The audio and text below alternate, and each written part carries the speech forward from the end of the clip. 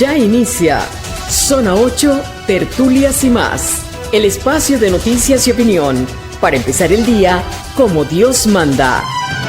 Zona 8, la experiencia informativa que realmente importa.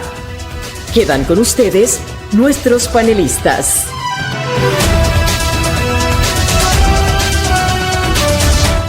Buenos días, Panamá de mis amores. Ya estamos todos en nuestros puestos de trabajo.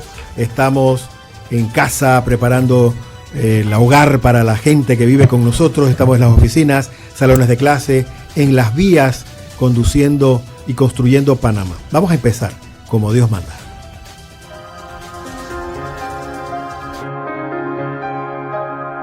Bajo tu amparo nos acogemos, Santa Madre de Dios.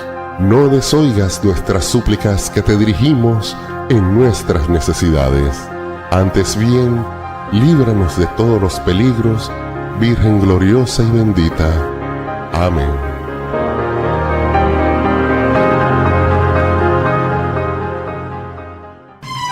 Café y titulares.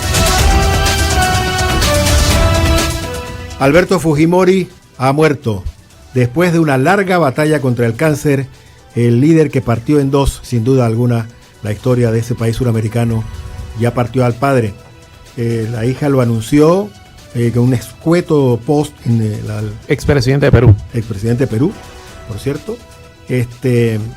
Y empezaron enseguida a fluir la serie de informaciones en torno a él. Un hombre que, creo que era profesor de matemáticas y de las aulas universitarias salta a la escena política del Perú gracias y apoyado por las iglesias evangélicas de este país.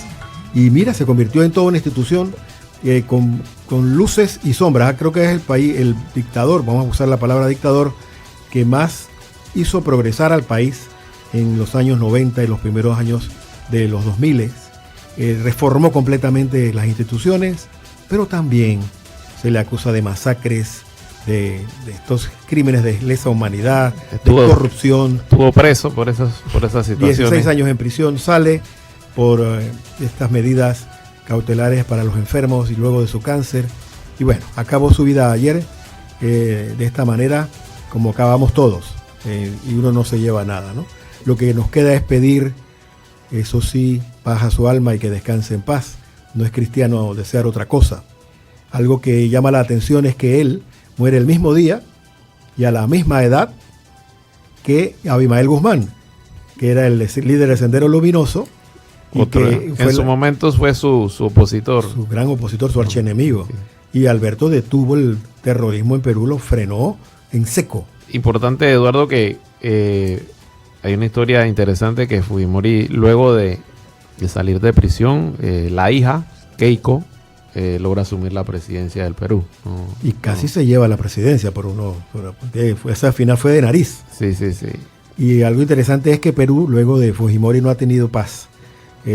Ha habido uno que otro presidente que empezó y terminó su periodo, pero en los últimos 6 años. Creo que el anterior de izquierda que ganó, creo que duró unos meses. Sí. Después quedó la vicepresidenta que se dicen, según los peruanos, es peor todavía que el que había ganado. Así que es una situación. La situación es delicada de los hermanos peruanos. Seguimos con más titulares por ahí, Rubén. Tenemos la Policía Nacional informó esta mañana que capturaron en Veranillo, en San Miguelito, un tercer implicado en el homicidio del sargento de la policía, el que fue asesinado en el minisúper en Ciudad Radial, mientras custodia este minisúper. La principal implicada es su expareja, una capitana de la Policía Nacional. Hay otro ciudadano masculino también detenido y este sería el tercero. Ya hay 3 personas detenidas. 2 gatilleros y la autora intelectual. Se supone la supuesta autora intelectual, que se supone era la expareja, la versión que se maneja que es un crimen pasional aparentemente. Y bueno, avanzan estas investigaciones. Ahora a ver qué sucede con estas 3 personas. Vamos a estar pendientes. ¿Eran solamente 2 gatilleros esa noche? ¿O era más? Es lo que se ve en la cámara. Ya. Hay que ver. ¿Habrán más implicados? Hay que verlo. Pastora. Bueno, nos vamos al Congreso Español, que aprobó con 117 votos a favor y 164 en contra un proyecto no de ley mediante el que se reconoce a Edmundo González Urrutia como presidente de Venezuela. Yo no daba ni un real por esa votación y mire, he quedado con la boca cerrada. El Congreso español ha aprobado. Se veía venir. No fue mucho la diferencia a favor y en contra, pero vamos a ver qué consecuencias trae esto. O Claro. qué se espera, cómo es que se perfila a nivel internacional. Hoy tenemos dos invitados, los vamos a presentar en breve para analizar esto y entender esto de cómo una asamblea aprueba un proyecto no de ley. No de ley, eso mismo. A ver Sí. cómo se come eso, ¿no? ¿Cómo se manejaría? Tenemos también que el Instituto de Mercadeo Agropecuario anunció que va a importar 60,000 quintales de arroz. Esto también se veía venir. Todo ese aspaviento que hubo, toda esa tinta de titulares de que había una guerra entre arroceros y la presidencia de la República. A mí me dijo una vez un asesor de comunicaciones de la presidencia de Costa Rica. Él estuvo trabajando conmigo unos años aquí en Panamá. Él era asesor del presidente. Y una estrategia que se tiene es decirle a los gremios: mira, tú quieres que yo te ayude con tal o cual tema, haz bulla, cierra calles. Y cuando tú me creas el conflicto, yo me salgo con una carta que te sirva. Esto de los arroceros y el presidente se iba a acabar con una gran importación de arroz. Se veía venir. Que tenía años que no se daba porque la administración anterior era cero importación, full producción nacional, apoyar al productor nacional, comprar la producción nacional, no solo de arroz, sino de todos los rubros que tienen que ver con la canasta básica, la cadena alimentaria. Bueno, ahora llega un nuevo gobierno y hace lo contrario a lo que se venía haciendo, ¿no? Ahora, no sabemos si está justificado o no está justificado, no lo estoy poniendo en duda. Lo que estoy diciendo es que esto es parte de un rejuego, de una estrategia que es conocida. No estoy diciendo que esto está mal hecho ni bien hecho, solamente, hombre, es parte de una estrategia que en como fórmulas matemáticas ya se conocen. Y al consumidor lo que le importa es la calidad del producto. A él no y le el interesa precio. quién se lo trae, pero sí el precio. El precio. Esto el precio debiera, es importante. si esto va, porque la otra pregunta es a quién beneficia la importación. Eso mismo, a quienes se benefician. Eso es el punto, ¿no? Cerramos con titulares de deportes. Rubén Polanco. Bueno, tenemos que este fin de semana inician los partidos interconferencias de la LPF. Hay 6 partidos. A partir de mañana destaca el partido entre Plaza Amador y San Francisco, un clásico del fútbol nacional. Y la selección sub-12 o U12, que se llama ahora, de béisbol, que se prepara para el premundial de la categoría, se jugará aquí en Panamá. Y ya se ha anunciado que va a debutar el 20 de octubre ante Colombia aquí en el Rod Caru. Panamá ya está clasificado para ese mundial que se va a jugar posteriormente. Y como cerecita al pastel allí, hablando de fútbol, ayer se dio a conocer que la Federación China de Fútbol suspendió a 43 personas implicadas en amaños de partidos en el fútbol chino. 38 jugadores y 5 árbitros. Se estima que son 120 partidos supuestamente amañados. Wow. Y estarían vinculados 41 clubes. Obviamente Imagínense. es un país más grande, una población más grande. No más por ende, grande. el fútbol tiene mucho más jugadores, más Te clubes. quedas corto con eso de más grande. Entonces esto es una pizca, pero Sí. Es que no sabemos hasta dónde llegue. Así que imagínense. lo que se decía aquí en Panamá con la situación panameña es que También el problema venía de estaba Asia. originario por allá. Venía de Asia, exacto. Así que puede ser que tengan sus raíces allá en China. Puede Muy ser. bien, muy bien. Ya tenemos en el Zoom a nuestra invitada de la mañana. También no está en el Zoom todavía. Sí está en el Zoom. Ya le dimos entrada. Muy bien. Y también tenemos aquí en estudio al otro invitado que vamos a presentar después de la pausa. Adelante, Arsenio Sagamaniego en controles. Ya volvemos a Zona 8, Tertulias y más. Si tienes algún anuncio que comunicar, producto o servicio que deseas ofrecer, anúnciate con nosotros en Radio Hogar. Comunícate a mercadeo@radiohogar.org o al WhatsApp al 6428-8597. Radio Hogar, la voz de tu iglesia. Siga con nosotros en más de Zona 8, Tertulias y más. El invitado tiene la palabra. Gracias, Arsenio. Como bien lo indicas, el invitado tiene la palabra a partir de este momento. Son 2 invitados. Fabiola Sabarce, ella es una ex embajadora de Venezuela en Panamá en el periodo de transición, es decir, cuando fue electo presidente, a pesar que los número del gobierno de Maduro diga lo contrario, el señor Guaidó, él instituyó en Panamá una embajada, y esa embajadora que trabajó durante ese periodo fue Fabiola Sabarce. Ella está con nosotros, nos va a ayudar a leer todo esto que está aconteciendo en su país y ahora en España con la elección de Edmundo González Urrutia como presidente de Venezuela. También está con nosotros Víctor Manuel Delgado, él es abogado, profesor de Derecho y Ciencias Políticas en la Universidad Santa María la Antigua, de la que también fue su decano en una época y también fue el primer superintendente de sujetos no financieros aquí en Panamá. Él es un observador, un acucioso observador de las realidades nacionales e internacionales y nos acompaña desde hace rato. Hicimos juntos el programa Yo Opino, previo a las elecciones de Panamá. Así que conoce la casa, es de la casa y le tenemos una confianza para que nos ayude a leer la realidad. Es sobre todo eso, ¿no? Para que no hagamos nosotros los periodistas lo que sabemos hacer, que es meter la pata con nuestras opiniones, tener a una persona por lo menos que estudia el asunto de la ciencia política y no nos permite salirnos de la línea. Meter la pata y no la mano, decía un expresidente. Con estos dos invitados de lujo vamos a hacer el análisis. Yo decía cuando Edmundo González iba en el avión y ya aparecía en los titulares de que el partido PP en España había interpuesto su solicitud de que se le aprobara como presidente de Venezuela en el Congreso Español, yo decía, yo no lo veo. España tiene demasiados problemas internos como para meterse en un lío de este tamaño. Bueno, me han callado la boca los congresistas españoles, votaron ayer y por un margen de unos 10 votos de diferencia, un poquito más, eligen al señor Edmundo González como, no lo eligen, sino que lo consideran presidente de Venezuela, ganador de las elecciones del 28 de julio. Enseguida, el Congreso venezolano reaccionó.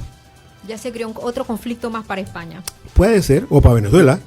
Yo lo miro así. Ahora es otro conflicto más para Venezuela, otro frente que tienen que enfrentar. Tenemos un video de el presidente del Congreso venezolano que reaccionó y se pone pues en el foro internacional estas palabras de él. Vamos a escucharlas, Arsenio, para que los invitados y nosotros tengamos una clara idea de qué está pasando. Instando al gobierno de la República Bolivariana de Venezuela para que se rompan de inmediato todas las relaciones diplomáticas, todas las relaciones comerciales, todas las relaciones consulares, que se vayan de aquí todos los representantes de la delegación del gobierno del Reino de España y todos los consulados y todos los cónsules, y nos traemos a los nuestros de allá, que se queden ellos con sus asesinos, con sus golpistas, con sus fascistas, con sus violentos, que se queden ellos con esa caterva.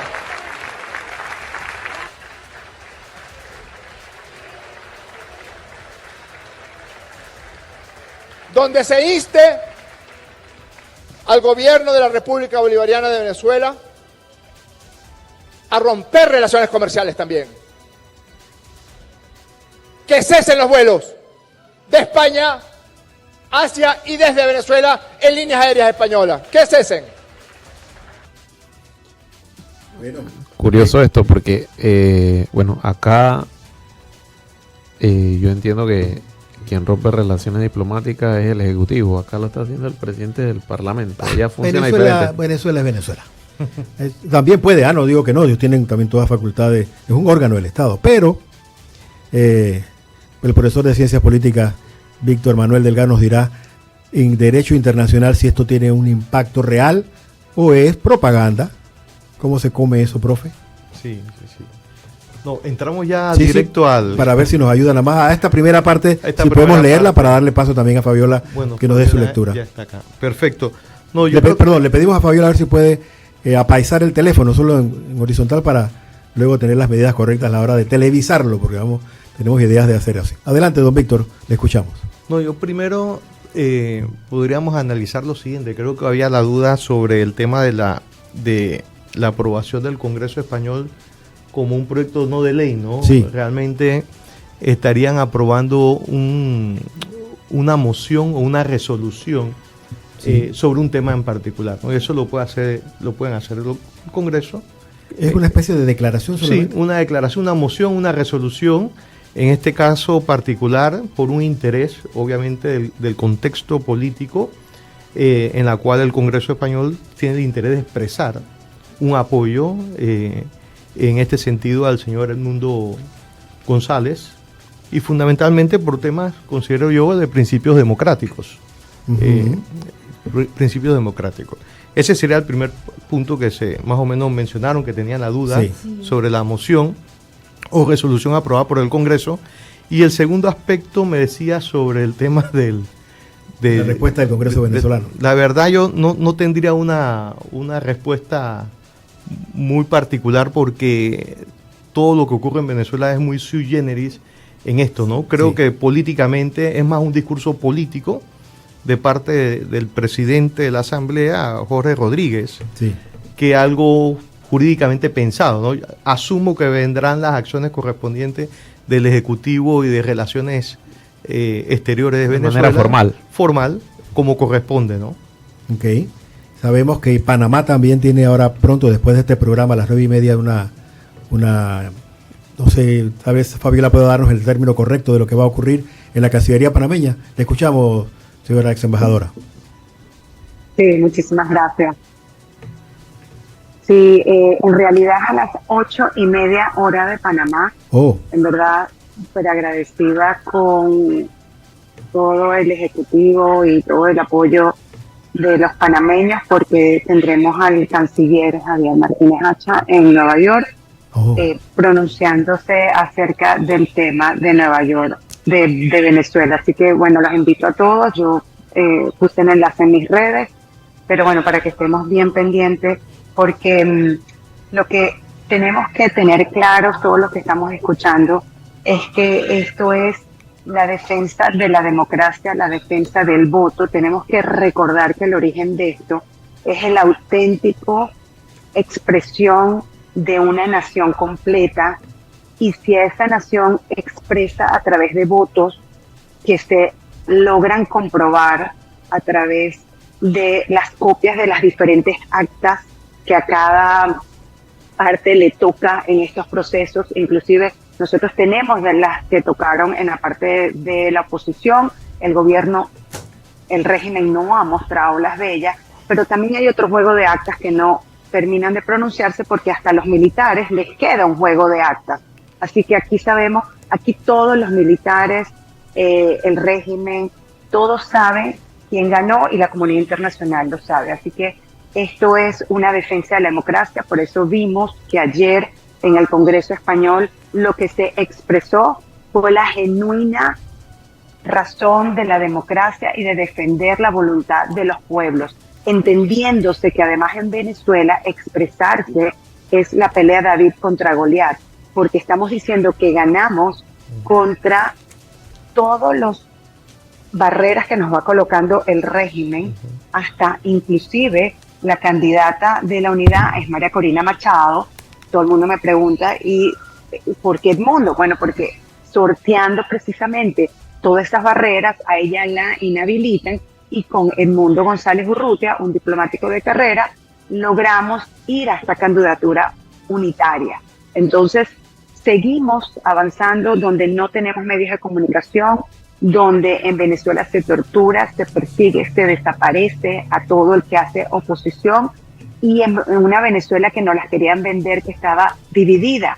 Hoy en día podemos ver que después de tantos años de dictadura, Venezuela está más unida que nunca, porque esas comunidades, no importa qué estrato social, comunidades de todas las áreas, donde el bastión del chavismo-madurismo era más fuerte, fue donde más se pronunció el apoyo a González Urrutia junto con María Corina Machado. ¿Cuál es el factor que los está uniendo, embajadora? ¿Cuál es el factor que los une? ¿El hambre? El hambre, la falta de oportunidades. En Venezuela hay una cúpula, o sea, en Venezuela el sueldo mínimo, estamos hablando $4 o $5, y en Venezuela el pollo hoy en día cuesta más caro el kilo de pollo que en Panamá. O sea, ¿cómo se come allá? Entonces, ¿por qué? ¿Cuál es la muestra más clara de todo esto? Los más de 8 millones de venezolanos que han salido de Venezuela. No es por gusto, es por necesidad, es por sobrevivencia. ¿Quién se quiere exponer a todo lo que es el riesgo de salir bajo las condiciones que tenemos que salir por Colombia, por el Darién, por toda esta zona de Centroamérica? y donde sabemos que muchos de nuestros conciudadanos quedan en manos de redes de trata de personas, o que mueren en el camino, familias divididas. Y lo peor es lo que estamos enfrentando hoy ahorita. Un pueblo que con esa hambre, con esa necesidad, con esas ganas de superarse, tiene que salir a abrirse fronteras afuera y que contra todas esas amenazas sale a votar. Mira, defender cada acta, esto lo tenemos que repetir en la comunidad internacional. No podemos olvidar que el discurso siempre tiene que arrancar, porque ganamos unas elecciones genuinamente y tenemos las actas. Y el gobierno, el régimen, no ha mostrado las actas. Y sí lo tenemos que seguir diciendo, porque eso no es de derecha, no es de izquierda. Estamos hablando de la genuina expresión de un pueblo. Y esto es valiosísimo para las democracias a nivel mundial. Vemos un Boric de izquierda, el presidente de Chile, que dice lo mismo que estamos diciendo nosotros aquí. Esto no es de izquierda ni de derecha. Esto es de defender la democracia. Claro. Si eres de izquierda, participa en el juego, gana con votos, y si pierdes también reconócelo. Claro. Estamos hablando, entonces esto es un discurso que tenemos que estar claro y recordárselo, y tenemos que recordar que cuando el proceso en la elección en Venezuela, cuando cierran las mesas, cuando tenemos estas actas mesa por mesa, le queda un juego de estas actas, unas copias a diferentes gentes, entre esos los mismos militares. Ellos tampoco han presentado sus actas, están muy calladitos. Pero muchos de ellos ayudaron, porque ellos sufren igual. Tú me hacías la pregunta ahorita, por hambre. Sí, ellos también tienen hambre, sus familias tienen hambre, sus hijos no tienen oportunidades. Claro. ¿Y cómo llegaron esas actas al final de la oposición? Claro. Los militares también ayudaron. Aquí hay una Venezuela unida. Por primera vez en mucho tiempo se tienen pruebas fehacientes del triunfo de la oposición. Don Víctor, cuando Edmundo iba en el avión, uno decía, ¿cómo fue esto? ¿Cómo logró salir? Parece que fue a través de la Embajada de Países Bajos, ¿no? Me lo dice la lógica, porque Venezuela acusa a la Embajada de haberlo tenido oculto, a la Embajada de Países Bajos. Pero fue a través de la no fue de la Embajada española. Él va al gobierno español, pero es la Embajada de Países Bajos la que sí, me lo dice la lógica, porque Venezuela acusa a Países Bajos de haberlo tenido oculto y propiciar que todo esto ocurriera. Pero cuando Edmundo iba en el avión, me parece a mí, todo esto lo estoy uniendo piezas como un rompecabezas, ya se veía venir esto de la aprobación del proyecto de no ley, ¿no?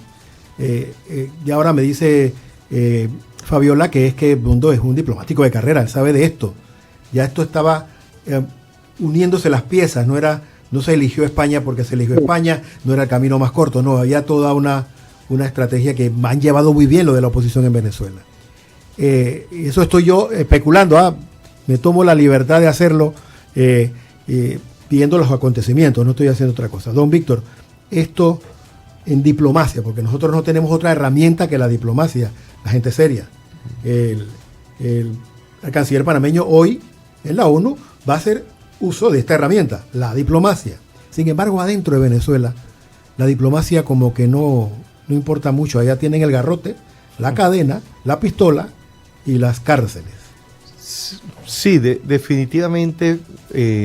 Un saludo a Fabiola, ¿no? Y mira, lo que explica Fabiola, y muy apropiadamente, ella es venezolana, fue embajadora, conoce muy bien el problema. Yo aunaría lo siguiente: si nosotros vemos el contexto histórico de Venezuela desde el 2013 a la fecha, no hay ninguna sorpresa. Venimos un proceso que cada vez hay hay un colapso de las instituciones democráticas de Venezuela. Lo que menos hay es una democracia en Venezuela. Sí. Y obviamente lo que ahí vemos la experiencia de Enrique Capriles, Leopoldo López, sí.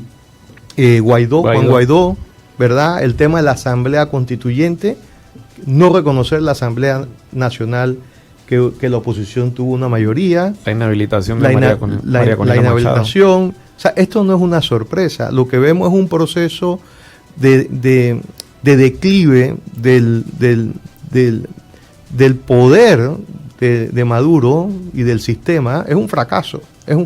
Sí. Y obviamente con ese fracaso ha afectado las instituciones democráticas de Venezuela. Y yo coincido mucho con lo que dice Fabiola en el aspecto de que podemos estar viendo una democracia unida. O sea, es una realidad, es una situación fáctica, real, Sí. de que el pueblo venezolano no está con quienes ostentan el poder.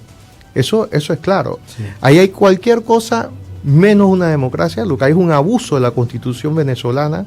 Hay un abuso de la Constitución venezolana. Hay un abuso de la ley. Hay una simulación de lo que es una democracia, y lo que estamos es ante un régimen autoritario. Y no es una persona, es un sistema establecido. Cúpula militar, poder político, Maduro, Diosdado, asamblea, Congreso, es un sistema. Pero yo no sé cómo lo podríamos describir, pero es un Estado con un tipo de autarquismo. Autarquía. Se están cerrando. Ujú. Mira el discurso violento Di- de di- Jorge define Rodríguez. Para la gran audiencia. Autarquía. Autarquía versus. Bueno, en autocracia. principio la autarquía iría a un sistema de autosuficiencia, pero es que ahí ni siquiera hay un proceso de autosuficiencia, pero sí hay un proceso de exclusión, Ok. de exclusión de las opiniones diversas o diferentes a lo nuestro, y de ir cerrándose. Y bueno, eso se puede ver tanto políticamente como económicamente en Venezuela, porque es que Venezuela se ha ido cerrando. Y cada vez el problema de Venezuela frente al fracaso de la propuesta política que representó Chávez en su momento, y ahora Maduro, que Sí. es más crítica todavía, es que están desorientados. Realmente es un Estado, un gobierno que están ahí simplemente para ostentar el poder político. Listo. No hay nada, no hay una propuesta sensata ni siquiera para el país. Ok. Ahí entramos a otro tema, pero es que no hay una democracia. Bueno, si entramos a los principios nuestros que nos orientan, no se está velando por un bien común de ni un ciudadano, y la prueba de ello es lo que explicaba Fabiola, es tener a 7 millones de venezolanos que han emigrado. 8. 8, pues, 8 millones de venezolanos. Números más, números menos. Mal contado. Están entrando por nariz otro. Se ha podido contar. Ese número se mueve diariamente. Solo con 1 millón es un problema. Hablar de 8 millones. Sí. Que yo estoy casi seguro que si se hace un estudio de población en Venezuela, Deben haber mucho más. Sí. hay mucho más, y probablemente la población venezolana en Venezuela ha disminuido o no ha crecido, para decirlo así, con un problema muy preocupante, porque su generación productiva, sus talentos han salido. Está o sea, saliendo por todos ¿quién los se puertos. queda a Venezuela? Una generación, no quiero decirlo de esa manera, una generación vieja, para Ok. decirlo. Eso es preocupante para un Estado a nivel productivo. Entonces, es un régimen que a mi criterio se ha desorientado, ha perdido orientación. Ok. Rubén Sí. Polanco. Sí, yo quisiera hacer un comentario antes de hacer la pregunta a Fabiola. Yo lo que percibo en mi poco conocimiento de política, sobre todo internacional, es que esta elección en Venezuela ha causado como un estallido social que ha llegado a su máxima ebullición al verse reflejado en el voto la aceptación de la mayoría de querer un cambio, ¿no? Y yo siento que lejos de tener una solución inmediata, esto va para largo. Apenas la batalla está comenzando, ¿no? Que los venezolanos, dicho sea de paso, deben estar preparados para eso, porque el costo a futuro va a ser grande si se logra ese cambio, que ojalá que sí, que tengan mejores días. Pero mi pregunta básicamente es a Fabiola desde adentro, porque no estoy desde dentro de Venezuela. Este régimen de Maduro y todos los funcionarios que lo apoyan, ¿de quién recibe apoyo a nivel internacional? Porque siempre veo que... Importante. Por eso, porque veo que ellos están muy fuertes dentro del país, todavía mandan, todavía actúan como dictadura, pero ¿quién los Pareciera apoya? que se sostiene sobre su propio pie, pareciera. Pareciera, pero de alguien tienen que recibir apoyo internacional para mandar de tal manera en el país y hacer lo que hacen. No sé, por eso quería que me despejara la duda en ese sentido y ilustrar un poco a la audiencia sobre eso, pues cómo se sostiene un régimen. Fabiola Sabarce. esta respuesta sencillita, te digo, todo el eje del mal del planeta Tierra. Estamos hablando que en Venezuela, aparte de que es un país petrolero, el mejor negocio del mundo es un negocio petrolero bien manejado. El segundo es un negocio petrolero mal manejado. Sigue siendo una cantidad importante de ingresos que viene de ahí. A esto tenemos unido Rusia, tenemos unido Irán, Irak, tenemos unido al ELN, tenemos unido a los cubanos. Eso fue Chávez desde el principio, lo primero que hizo fue entregarle Venezuela a los cubanos. Prácticamente hay una producción de petróleo destinada a Cuba, se le regala.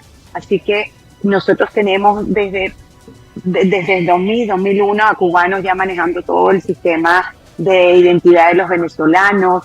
Penetraron Venezuela a través de los médicos cubanos, por eso nosotros siempre alertamos, porque las historias se repiten y no aprendemos, siempre reforzamos que no hay democracia segura y que tenemos que aprender un poco de lo que hemos vivido otros pueblos. A nosotros nos dijeron mucho los cubanos y la verdad que no los escuchamos, y cuando venimos a ver estábamos pasando lo mismo que ellos pasaron. No pensamos que una isla tan pequeña pudiera tener tanta influencia en Venezuela. Obviamente Rusia muy fuertemente arraigada. Entonces, esto es prácticamente que les sirve a los intereses del narcotráfico.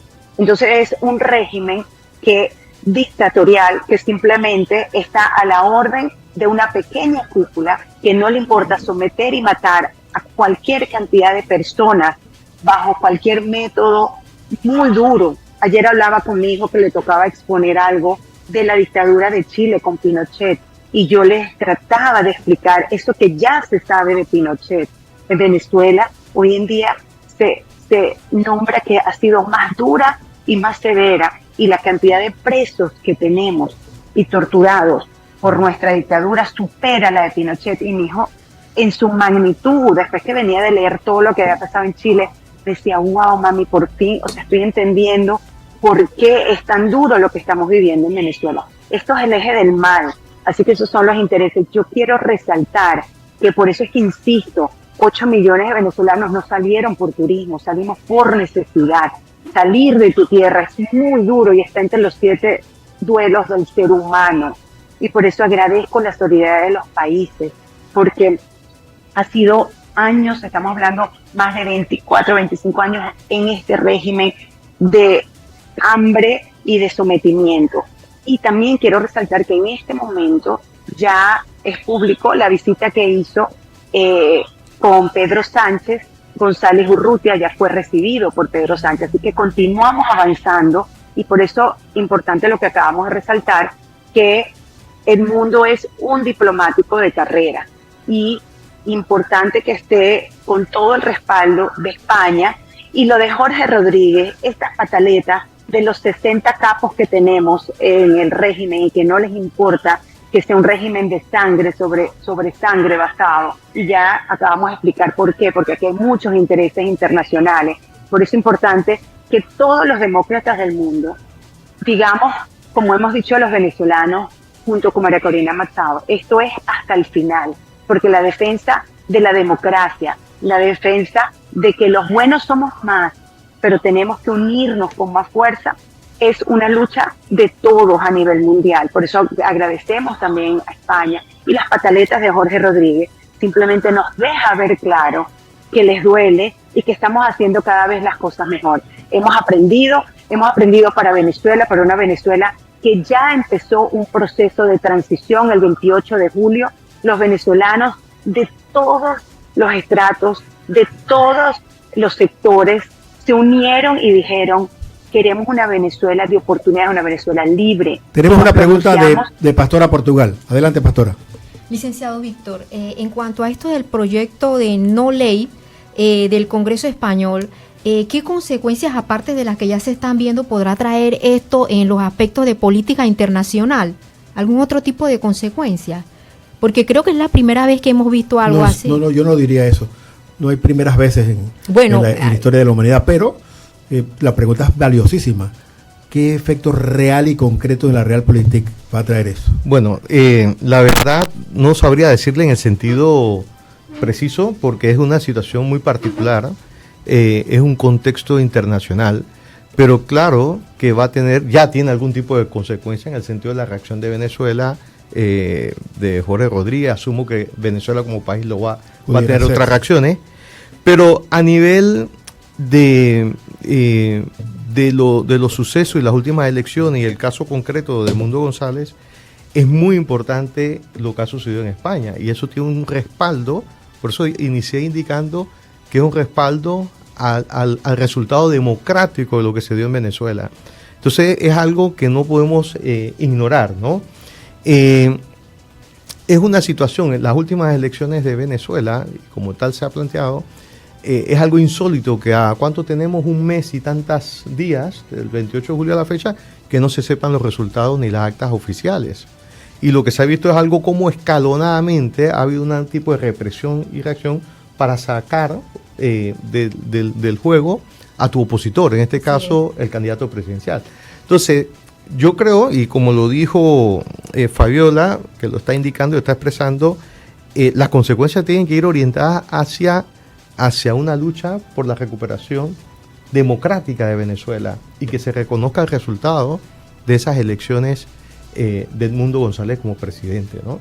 Entonces, a nivel internacional, asumo que todos los países democráticos, por ejemplo, de América Latina, de América en general, que hemos suscrito la Carta Democrática Interamericana y que en principio estamos comprometidos a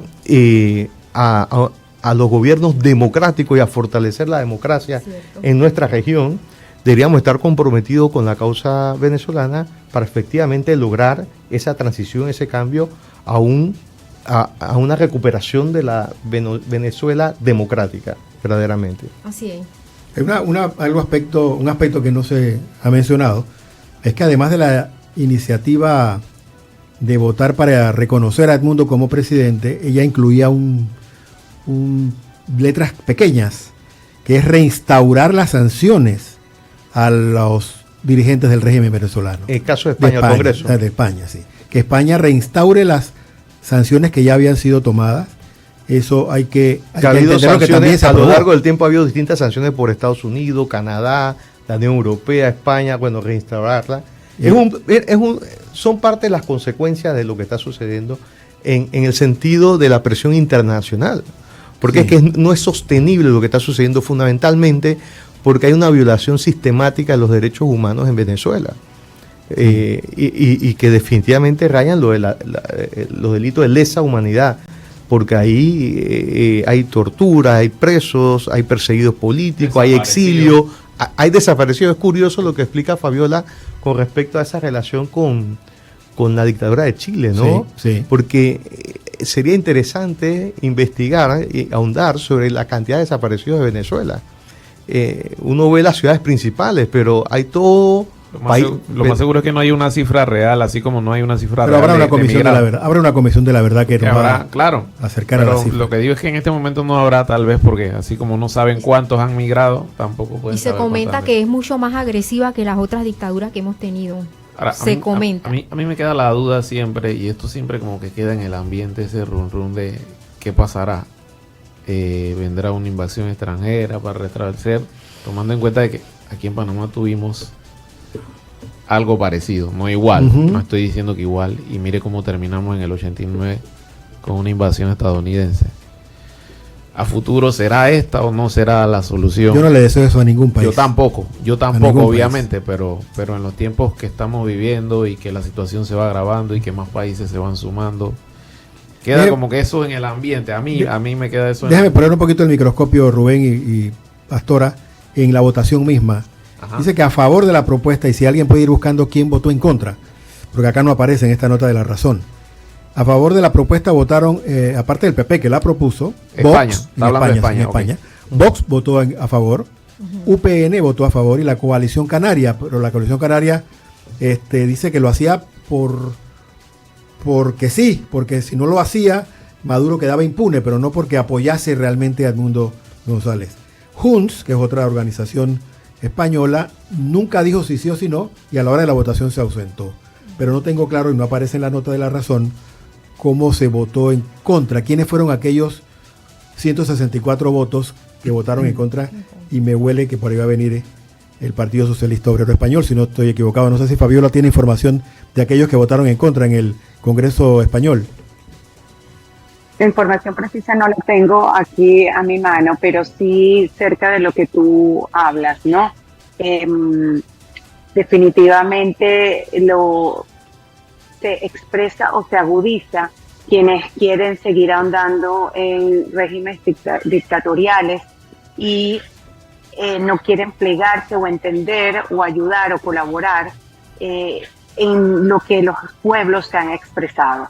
Realmente el gesto de Pedro Sánchez recibir al presidente electo de Venezuela, Edmundo González Urrutia, sigue avanzando y sigue tejiendo el reconocimiento de España y de la Unión Europea, ¿no? Recordemos que también Borrell, la Unión Europea, se ha expresado en favor de reconocer a Edmundo como el presidente electo de Venezuela. Entonces aquí tenemos que, aprovechando que tenemos a nuestro querido profesor aquí especialista, la gran diferencia y el gran momento que estamos viviendo en Venezuela, que es un presidente electo, ¿ok? El reconocerlo como presidente electo, no estamos hablando de todos los demás procesos, sino que estamos hablando de algo más contundente y con pruebas en la mano, y que a nivel internacional se corrobora con las grandes democracias del mundo. Al final prevalece lo que es este derecho. Y otro tema importante que habíamos tocado antes, que quiero hacer énfasis, es que en los últimos sondeos que ya se han hecho en Venezuela y que ya son vigentes en las diferentes fronteras de Brasil, sobre todo de Colombia, es que bajo el fallo de no reconocer la voluntad del pueblo, se espera aproximadamente la próxima oleada, que ya empezó en este momento a emigrar de Venezuela, aproximadamente 4 millones de venezolanos. Wow. O sea, estamos hablando que la región no puede seguir resistiendo tanta migración. Así que estos son temas importantes por los cuales, además de defender la democracia, poder ayudar, porque necesitamos que ese flujo migratorio, poder estabilizarlo, ayudarlo, regularizarlo. Y aquí también hago un llamado en lo que llamamos la operación Acolida, que fue la que se aplica en Brasil.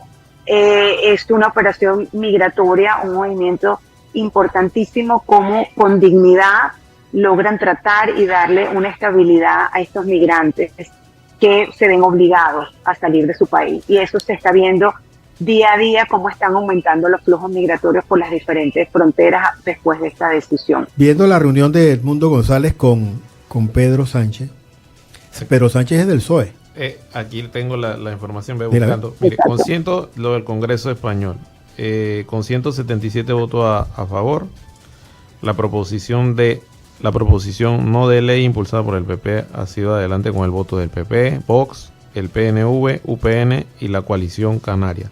Pese al valor simbólico de la norma, el PSOE, el Partido Socialista Obrero, ha rechazado reconocerle como presidente, al igual que Sumar y los socios habituales de Sánchez, que en total han sumado 164 votos en contra y una abstención. O sea que la cosa está... Sí. Yo no sé si allá también se aplica eso de Ejecutivo, Legislativo, Judicial, me imagino que sí. Esto de que el Ejecutivo no apruebe la medida de no ley, pero el presidente lo recibe y lo trata como presidente de la República, ¿no? Eso simbólicamente tiene su peso diplomático, sí, ¿verdad, profesor? Claro. Sin duda. Es un impacto, sin duda, de civilización. Mi Congreso ha tomado una decisión, yo civilizadamente recibo a este señor como presidente de un país donde hasta hace poquito yo aceptaba al otro candidato, que es un dictador. Bueno, creo que es interesante, hay que ver las noticias, son noticias muy actuales. Sí, se van moviendo. Muy actuales, y es interesante ese logro, porque definitivamente es un gran logro que Pedro Sánchez reciba a don Edmundo González, y un gran apoyo, un respaldo como presidente electo de Venezuela, ¿no? Democráticamente. Y que un país como España mande un mensaje como ese a nivel internacional, también tiene Sí, sí, Yo creo que sí, yo creo que sí. Y más en la región, ¿no? España, la incidencia que hace España en la región. Pastora tenía una pregunta. Hace un rato estuvimos conversando sobre lo que era una invasión extranjera. Yo quería preguntarle a la señora que tenemos aquí con nosotros, Fabiola Sabarce, cómo ve ella el clima allá en Venezuela, si nuestros hermanos venezolanos estarían dispuestos a aceptar una intervención militar extranjera. Mira, cada pueblo, y lo hemos dicho en estos reiterados años de lucha, cada pueblo escribe su propia historia. Y lo que hemos avanzado en este momento, los venezolanos, es histórico.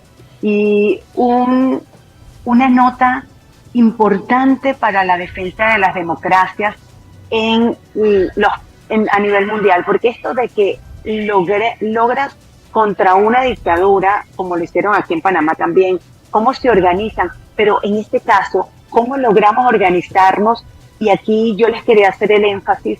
Imagínense ustedes por un momento en un régimen que mata, que desaparece, que solo por pensar distinto ya eres objeto de estas torturas. Imagínate lo que era defender cada acta esa noche, ¿ok? Imagínate lo que era esconderte, o sea, lo que cada quien tuvo que hacer para defender esa acta y que llegara a un sitio seguro donde se pudieron escanear, donde esas actas tienen unos protocolos de unos QRs y de unas autenticaciones, las cuales cumple 100%, por eso es que la tiranía está callada, porque no puede tapar el sol con un dedo, y por eso a nivel mundial también lo que les queda es reconocer a nuestro presidente electo, Edmundo González Urrutia, ¿ok? Entonces, que se ha avanzado en este camino es histórico, y por eso los venezolanos sabemos que la solución viene de nuestra mano con el apoyo internacional. Estamos dispuestos, hemos estado dispuestos a todo lo que sea democráticamente poder ir contra esta tiranía. Y se siguen uniendo factores y cada vez seguimos perdiendo más miedo. No olvidemos que la diferencia contra Goliat fue muy grande, esa brecha. Entonces esa brecha contra todo lo que se tuvo que exponer las personas quiere decir que Venezuela está unida. Así que sí, como siempre decimos, todas las opciones están sobre la mesa, pero definitivamente es un pueblo que decidió perder el miedo, decidió salir adelante y decidió tomar las riendas de su libertad por nosotros mismos. Y esta lucha, como dijimos, es hasta el final. Gracias a la embajadora Fabiola Sabarce. Quisiera darle el micrófono al doctor Víctor Manuel Delgado Moreno para que nos redondee, nos centre lo que hemos conversado hasta ahora, y también el micrófono luego a Fabiola para despedirse. No, yo quería agregar a lo que decía Fabiola que definitivamente nadie desea que una solución, un problema se resuelva con un conflicto mayor, con una intervención militar, que al final la vivimos nosotros y sabemos las consecuencias bajo el contexto nuestro y el tamaño nuestro. Venezuela es mucho más compleja, es un país mucho más grande, territorio. El dolor será más grande también. El dolor va a ser más grande. El dolor va a ser muy grande y no es lo que se quiere. Yo diría lo siguiente, quería decir algo como escuchando a Fabiola, que definitivamente la verdad material, para decirlo así, la verdad material está del lado de los grupos opositores y democráticos de Venezuela, que al final es el pueblo venezolano. O sea, tuvieron los votos, es una realidad fáctica, eso tiene mucho poder a nivel político. No es una ficción, sino tiene todo el sustento democrático que tuvieron los votos. Entonces, cosa que no tiene el régimen. Y definitivamente es difícil la situación, muy complicada, porque al final, mira cuántos años estamos en esto, ya 9 años, del 2000, bueno, pero vamos a decir desde el 2013 por la muerte de Chávez, y entra Maduro, el régimen se agudiza más la situación, pero es algo donde cuando tú ves al régimen y tú lo analizas, no hay, la verdad, yo no veo, y no sé si Fabiola podría decir, pero yo no veo ni una intención clara, transparente, de buena fe, una bona fide, para decirlo así, de querer solucionar, hacer un proceso de transición. Claro. ¿Por qué? Uno se pregunta, ¿pero por qué? Bueno, creo que les pasa a todos aquellos líderes políticos autoritarios que en una manera cruzan la línea, ¿verdad? Cuando digo cruzan la línea de la moral, cruzan la línea de los derechos humanos, y definitivamente su conciencia no les permite hacer un paso hacia una transición porque tienen muchos temores por las consecuencias políticas, jurídicas, ¿verdad?, en la materia de lo que han hecho. Entonces, es una solución que hay que seguir presionando a nivel internacional, hay que seguir abogando por el diálogo con el mayor apoyo posible.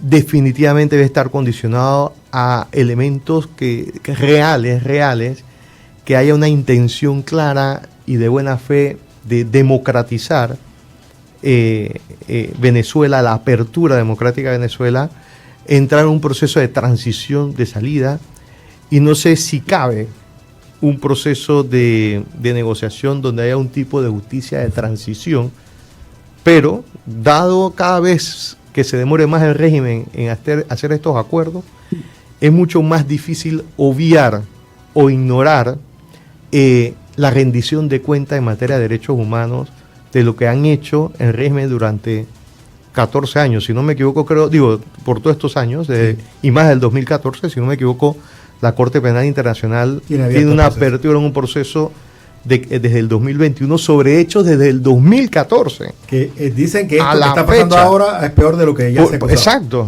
Y en uno de estos eventos que se dice que hubo hasta más de 100 muertos o desaparecidos a lo largo, no estoy diciendo a lo largo de los 7, 9 años, sino creo que fue en la época creo que no sé si fue Guaidó o con Leopoldo, pero hay una cantidad de muertos y desaparecidos, torturados y personas privadas de libertad por razones políticas. Entonces es difícil la situación, es difícil. No sé si Fabiola nos puede agregar algo en ese sentido. Cerremos su intervención, Fabiola. Actualmente, desde el 28 de julio, el 29 de julio salieron a apresar a jóvenes mujeres, más de 2.000 personas en menos de un mes y medio están presos. Están llevando a estos jóvenes, estamos hablando de menores de edad. Teníamos hasta hace poco aproximadamente como 120 menores de edad, todavía quedan 70, estamos hablando de niños de 14, 13 años, 15 años. O sea, como madre nos ponemos las manos en el corazón. ¿Y sabes qué hemos tenido que pedir y qué ha tenido que pedir María Corina Machado? Porque a estos jóvenes los están llevando a las cárceles comunes, con asesinos, violadores. Hemos tenido que pedirles, porque sabemos que los presos tienen códigos. Le hemos tenido que pedir a los presos que cuiden a nuestros niños. Hasta eso hemos llegado. Hasta esa inhumanidad. Y este régimen no tiene conciencia, amigo. Este régimen lo que tiene es las manos llenas de sangre. Y lo que tienen son unos crímenes de lesa humanidad que los perseguirá por el resto de su vida. Sin embargo, el presidente electo, María Corina Machado, les ha dicho que estamos dispuestos a negociar. Váyanse con su dinero, lo tienen en Turquía, tienen todo el oro de Venezuela.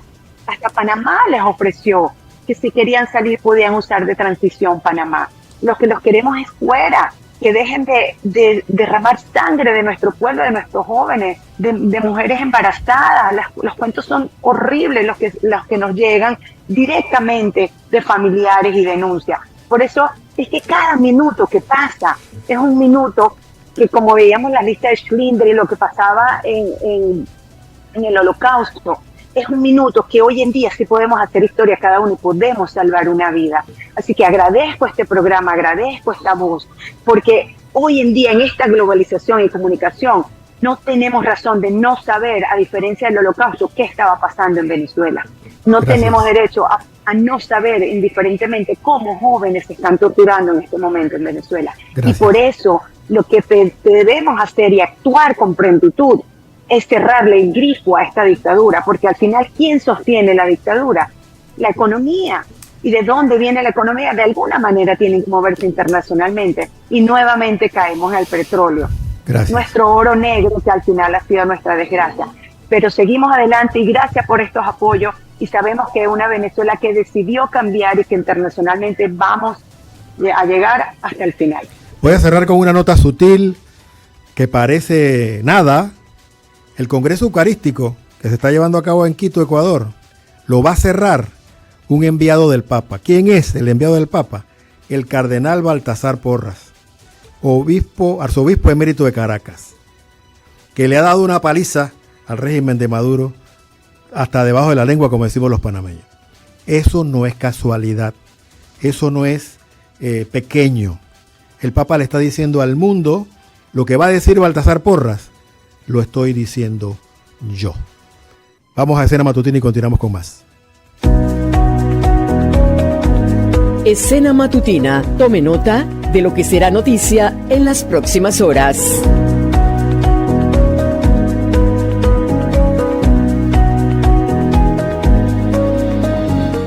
Gracias, Arsenio. ¿Qué hay para la mañana de hoy? Muy rapidito. Pendiente a lo que diga el canciller.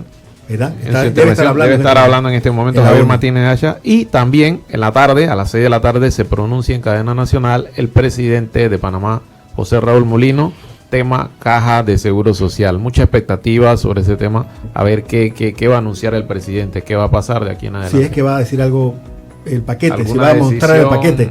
En buen plano, estoy diciendo en buen plano, no uses metáforas. Tendremos mañana a Jorge Nicoló, el experto en finanzas, que nos va a desmontar las palabras del presidente y volverlas a armar para que todas las podamos entender con más calma. No sé si tiene usted un aporte sobre el tema seguro social, don Víctor. No. Hay que esperar las palabras del presidente. Muy bien. Cómo orientar, creo que hay que dar la oportunidad de que plantee cómo va a ser sobre la mesa esa hoja de ruta. Y pienso que hace una apuesta también. Él previamente escuchó, se reunió con varios sectores. Sí. Entonces, yo creo que es sensato, ¿no? Porque este es un tema álgido de muchos. Sabemos cada vez que se toca temas como seguridad social, educación, código de trabajo, son temas muy sensibles. Pero es una realidad que hay que revisar lo que sucede con la Caja de Seguro Social, y pienso que hay que hacerlo con mucha madurez, tanto por los sectores políticos como los grupos de poder y todos los gremios que hay en el país, porque es necesario abordarlo. Una solución, y espero que sea al menor costo posible. Hoy al mediodía, en la sala presidencial de la APEDE, de la Asociación Panameña de Ejecutivos de Empresas, se va a presentar un documental, Belisario, arquitecto de una nación. Belisario Porras, en los años 10 del siglo XX, fundó las instituciones que tienen en pie este país. Después de Belisario Porras, tal vez Arnulfo Arias hizo algo, tal vez Omar Torrijos, y para de contar. Vamos a ver al arquitecto de la nación panameña al mediodía en APEDE. Y también a las 5 de la tarde tenemos una Eucaristía, una misa típica en honor a la Virgen de la Mercedes, en el Casco Viejo, en la Iglesia de la Merced, en acción de gracias por los 75 años de la creación del Festival de la Mejorana, allá en Guararé. Wow. Así que esto es más o menos lo que va a pasar. Por supuesto, ya está listo el padre Edison Cosio desde Garachiné, Darién, para Ríos de Agua Viva, y al mediodía, esto y otros temas vamos a ampliarlos en Radio Hogar Informa. Ha sido todo por hoy. Gracias a Fabiola Zabarce por su tiempo, al doctor Víctor Manuel, gracias, bien dispuesto siempre a estar acompañando a Radio Hogar para este tipo de eventos. Ojalá lo tengamos más seguido por aquí. Esté siempre bienvenido. Esta es su casa. Gracias. Nos vamos de inmediato con Ríos de Agua Viva. Hasta aquí, Zona 8, Tertulias y más. El espacio de noticias y opinión para empezar el día como Dios manda. Les esperamos en la próxima edición de Zona 8, Tertulias y más.